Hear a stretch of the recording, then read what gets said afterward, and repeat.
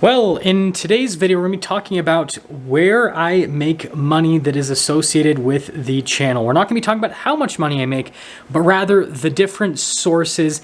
And I think that this will be pretty interesting for a lot of you because, well, this is the question that I get asked on a daily basis by dealers, by friends, and frankly, by anyone that watches my videos. They're like, how the heck does this guy make money? So we're going to be talking about that in today's video.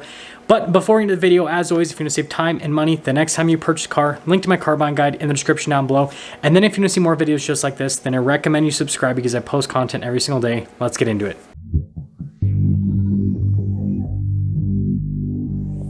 So for me to fully explain this, I have to actually talk about what I actually do for a living because a lot of people are kind of confused about that. So my main job is to review cars. Now, the way that I get access to cars is I work with about 40 different dealers here in Utah, and then I also work directly with manufacturers as well. And so what this practically looks like is I'm driving from dealership to dealership on a daily basis and just filming their inventory. And then the automakers will send me one, maybe two cars per week, and I'll basically drive the car for a week, test it out, and then I will post a review on it after I have the car for a week. And so that's how I get those reviews up on YouTube.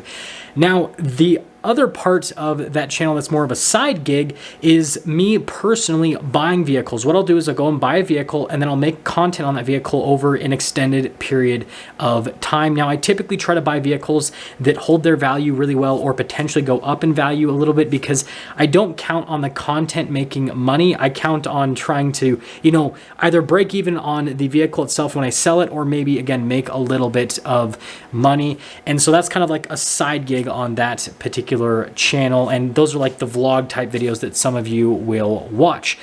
Now, I post all of that content not only on that channel, but also on Facebook as well. And so Facebook is kind of like the side gig of the whole side gig type deal, but it also gets the reviews as well, if that makes sense.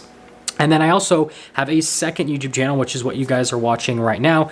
And this channel has gone through, well, a lot of different transformations as time has gone on. But currently, I basically talk about cars that haven't been released yet on this channel. And then I also talk about the car market and then, give car buying advice as well, based on my experience, in the car industry. And then also, based on the fact that I purchase cars like every, 2 to 3 months, it seems. I mean, just in the last month, I have literally purchased 3 vehicles. And so I know a thing or two about the car market. Now, these videos obviously get posted on this channel, but then they also get posted on the Facebook page as well. The Facebook page is just kind of like a dumpster for content, if that makes sense. So like any video that gets posted on YouTube also gets posted on the Facebook page. It's just one Facebook page. The reason I do it that way is because, well, once you guys hear the percentages where the income comes from, you kind of understand Facebook's not exactly the best platform for creators, but it's still a platform where you can earn some money, so it's worth it for me to post to. And anyways, let's now dive into the percentages with the different income sources. So let's start with the income source that makes me the least amount of money, and then we'll go to the income source that makes me the most amount of money. So the first way that I make income is via my car buying guide, and it literally only accounts for about 1% and sometimes even less than 1% of my total revenue per month on the channel. A lot of people seem to think that I'm making a ton of money off of the guide.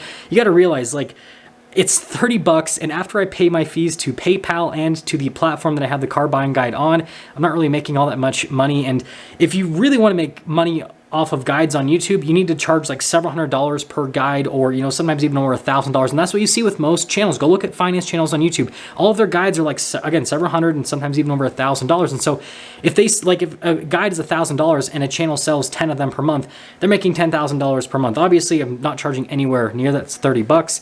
And so that's why it's just such a small amount of revenue for the channel. I made it to help people out, not to make money. Now, the next source of revenue is Facebook. This only accounts for 3% of my revenue. Facebook used to account for a larger percentage of my revenue. But if you look at what's happening to Facebook over the last little bit, then you'll understand that, yeah, it's not a platform that's going to pay you a lot of money. They're in quite a bit of trouble financially. And so, yeah, it's just not a big piece. And I do want to go off a little bit of a tangent. I think Facebook could be a great platform for creators if they didn't have everything behind a paywall. So I have never paid Facebook any money for any ads. All of my growth on Facebook is completely organic, and that's not what Facebook wants you to do. What Facebook wants you to do as a creator is they want you to pay to push your content to people, and then they'll push it even more organically. It's a pay to play type deal. But here's the deal is you have to pay on the right type of content, because if you don't pay on like certain videos that are like, I guess, clickbaity enough, then it won't get pushed in Facebook's system properly, and then you basically just pay Facebook to get absolutely no benefit to yourself as a creator. I don't understand the system. I just post videos on it. Again, Facebook's just my video dumpster. That's the best way to look at it. So that's why I never answer comments on Facebook. I don't answer messages, because ultimately I post the content on Facebook, and YouTube is the main platform. But I think if Facebook did things more like YouTube, where they allowed creators to just make content and actually make money and be able to grow organically, like a decent amount, then it would be a much better platform. Now, the next source of revenue is going to be sponsorships, and this is actually a pretty small source of revenue right now, so it varies. This year it's actually probably going to be less than 1% of my total revenue. I guess that it should have been behind the car buying guide. I guess I mixed things up a little bit, but anyways, I don't do a lot of sponsorships quite yet, because a lot of the companies that reach out to me just have products that are really crappy, and I don't want to post those on my channel. And then on top of that, a lot of companies don't understand how to work with my channel. So if you don't know, with the main channel, most of my videos take quite a bit of time to get a large amount of views. All of my videos that have over 1 million views took like a year plus to get that amount of views. Whereas most companies that want to do a sponsorship, they want to know how many views you get within like the first 7 days. Like that's all they really care about, sometimes within the first month. And well, some of my videos do good within the first month, but typically they don't do well until after 6 months to a year of being posted on YouTube, because, well, it's just people, researching cars that they're looking into purchasing. And so until I find, sponsors that have good products that I actually believe in, that also know how to actually work with my channel, I'm not really going to be doing a whole lot of those. Now, the next source of revenue is going to be the second channel. Now, the second channel earlier this year only accounted for, depending on the month, usually 10% of total revenue. Sometimes it was closer to 5%. But after the last few months, it's jumped up a bit. So it's 22% of total revenue. And that's just because the car buying advice videos have gotten so popular. And then also the videos where I talk about cars that haven't been released yet, those have also gotten really popular as well. So yeah, the second channel is making a little bit more money. And how that works is, obviously I post the videos and then they have ads on them, and then people watch the ads and then I get paid.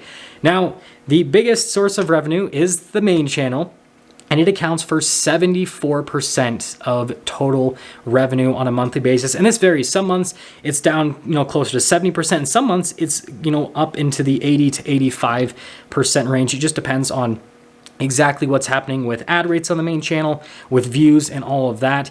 And this is why I say that like the main channel is everything. Like that is the most important thing, because it's the largest source of revenue by a long shot. Like if, the car buying guide stopped being purchased, wouldn't matter. If Facebook didn't exist, wouldn't matter. If the second channel didn't exist, that would be a little bit more painful at this point, because again, it's 22% of total revenue.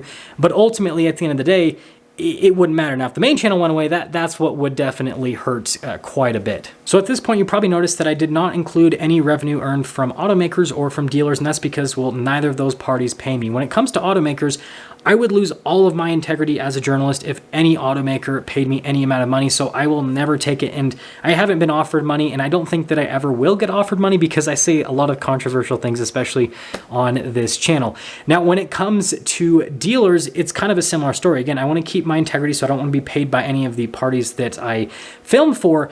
But on top of that, it actually doesn't make sense for me economically to get paid by dealers, because if dealers paid me, then I wouldn't have as much access as I do to cars, because then dealers would say, okay, we want you to film this car, and this car, and that's it. Whereas me doing everything for free means I can film whatever cars I want, whenever I want, which means that I can make the best possible content for YouTube, which will get more views, which will ultimately make way more money than what dealers could ever pay me. So in summary, I earn most of my revenue via YouTube ad revenue on the main channel, and the second channel provides a pretty big chunk at this point, but I don't expect that to last forever because the second channel wasn't making all that much revenue just a few months ago. So I expect in, potentially a few months, it won't be making all that much revenue yet again. And something that I do want to state is that YouTube ad revenue is super underrated. I see a lot of channels post what they make via YouTube ad revenue, and it usually isn't as much as what you'd think. And, they usually have to supplement their income with other revenue sources. Maybe they have to build like a YouTube business, sell merchandise. You guys know all the normal stuff, but here's the deal. If you build the right type of audience, post the right type of content, and know how to actually place ads on YouTube, you can make really good money off of YouTube ad revenue. I talk to other creators in the automotive sphere, and when I talk to them about how much money they make per view, they usually make like 1/3 of what I make on the main channel. And again, we're posting very similar types of content, and ultimately it comes down to how are your ads placed on the videos, and then and then also the viewers that you are attracting to those videos as well. And so if you're smart about things, then again, you literally could just have your entire career based off of YouTube ad revenue. With that being said, I do plan on trying to integrate more sponsors in the future. Again, the trouble that I have right now is just the sponsors that are reaching out to me for the most part have crappy products. Yes, there are ones that reach out to me that have really good products, and that's when I'll actually do a sponsorship, but those are far and few between. And then also the companies frankly just don't know how to work with my channel, because most sponsorships are used to working with YouTubers that maybe post like one video a week or something like that. So they're expecting to just do, a sponsor deal in one video, whereas I post 3 videos per day in the main channel, 3 different reviews. And so if a sponsor was really smart, then what they would do is they would sponsor all of my videos, obviously pay less per video than, a creator that maybe posts 1 video per week, but nonetheless sponsor all of the videos. And then they would actually get out to a pretty large audience, because between my main channel, the Facebook page, and the second channel, I get like 6-7+ million views per month. And just to put that figure into perspective, Doug DeMuro, which is one of the biggest automotive, YouTubers out there, he gets like 14 million views per month right now. So I'm getting half of what Doug DeMuro gets. And then if you look at Stradman, he's like in the vlog side of things, he's right in that same range, 10 to 14 million views per month. So obviously I'm not getting nearly as many views as them, but for a channel like my main channel that only has like 190 something thousand subscribers, getting half as many views as channels that have 3-4 million subscribers, there's a big audience. There's a lot of potential there for, sponsorships. I just got to figure that whole thing out. Anyways, that's going to sum things up. Hopefully that helps clarify things for you guys. And maybe in the future I'll reveal how much money I make, but at the same time, I don't really want to, because I don't feel the need to like flex on YouTube with how much I make. And also I'd like to keep it private because I don't know, I'm just that type of person. I'll see ya.